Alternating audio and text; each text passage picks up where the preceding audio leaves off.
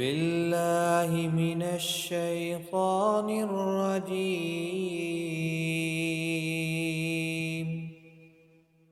بسم الله الرحمن الرحيم. والتين والزيتون وطور سينين وهذا البلد الأمين.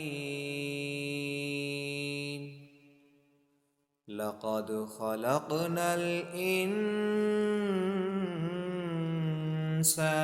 في أحسن تقويم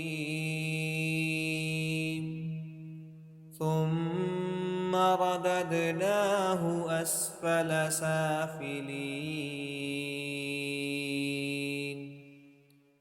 إلا الذين آمنوا وعملوا الصالحات فلهم أجر غير ممنون. فما يكذبك بعد بالدين؟ أليس الله بأحكم الحاكمين؟